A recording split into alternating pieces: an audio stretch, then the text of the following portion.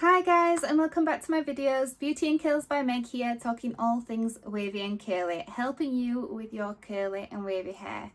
So on today's video, I thought I'd be talking about how you can get zero frizz, which we all like to aim for. It is one of them things with curly hair that we really tend to struggle with, and it's hard to maintain zero frizz. So I'm going to be discussing some of the things that have helped me, because I've always struggled with this. I think that's why I straightened my hair for years and years, because I struggled so much to maintain that frizz-free hair. Knowing these little tips really do make it all that much easier. So I'm going to be giving you my best tips for zero frizz.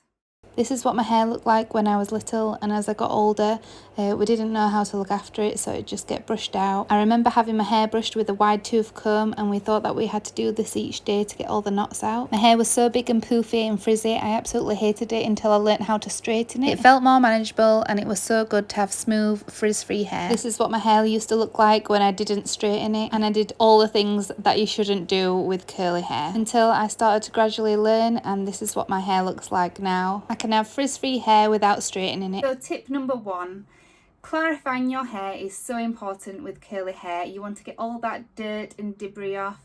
You want to get all the oils off. But at the same time, clarifying can really dry your hair out. So make sure that you use a deep conditioner after. That's what I usually do. I tend to use a clarifying shampoo, and this is the one that I kind of gravitate to mostly, really. I really like that shampoo. It really does get all the dirt up and gives me a fresh start. Don't do this every week though, because clarifying your hair every week is really drying. So you want to do it like every 3 to 4 washes, or just when your hair just feels like it's not behaving. It's got a lot of product build up, it tends to weigh itself down, it tends to not really behave, it has that frizz straight away. It can be dry and brittle, or it can be extra mushy and frizzy. So a good clarifying shampoo is what you need, but not too often. I probably clarify my hair every 3 to 4 weeks, and it really does help me to get my curls back in shape and get them bouncing again. Using sulfate-free shampoos can really help as well. Shampoos that are specifically designed for curly hair, because they won't dry your hair out. Because if our hair is getting dried out, then it will cause excess frizz. Deep conditioning regularly. Now it depends on your hair type. At the beginning I was deep conditioning mine all the time, and then that caused my hair to be over moisturized. So make sure you deep condition often, but maybe not too often, but then maybe not too less. It's hard to find the in between, but when you start to get to know your hair, you will know like you're ready for a deep conditioning. But make sure you do deep condition as well.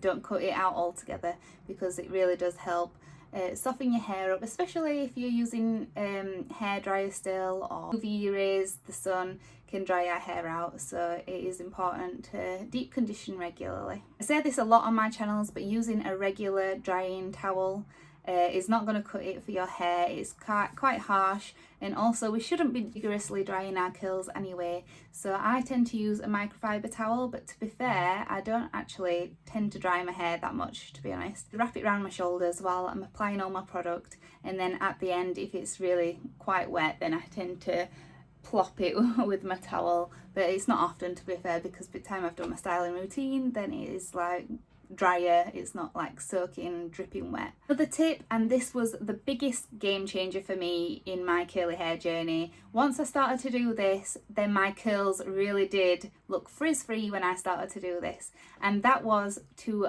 apply my products to soaking wet hair and style my hair while it was soaking wet. So even when, because I like to layer my hair and really go through it all to get my product in and to brush style my hair. As I'm sectioning the bottom layer and then start on the top layer, then that gets a bit dry, so I tend to spray and keep on top of it with a water spray. Keep spraying through it, and that causes less frizz when I'm applying my products then, and smoothing it out with my brush. Sorry, I'm all watery because I've just had a coughing fit, so excuse my watery eyes. So the next one is avoid touching your hair while styling. After I've styled my hair, I scrunch up, and then I do not touch it again until I scrunch out the crunch after it's fully dry. Once it's all styled, when I'm drying my hair, I tend to not touch it at all. When I'm drying it, I just hover diffuse at first, and then I start to cup it up with the diffuser. I never go like this and, you know, touching it at the same time as drying, because that will cause your to have frizz and excess frizz that you do not want. And if you do choose to use a diffuser for drying your hair, I always use a diffuser. Make sure I've got really tickly throat now.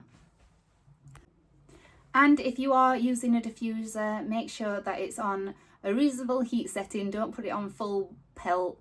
Don't put it on the highest heat setting, because that is going to damage your hair and cause lots of frizz. So I tend to use it on a medium speed and a medium heat, but that's just my preference. And I often go on about this. Sleep care is so important, so it's best to have a satin pillowcase or a silk pillowcase, and that really helps with friction and frizz at night. If you go a bit extra like I do, I tend to wear a buff or a bonnet.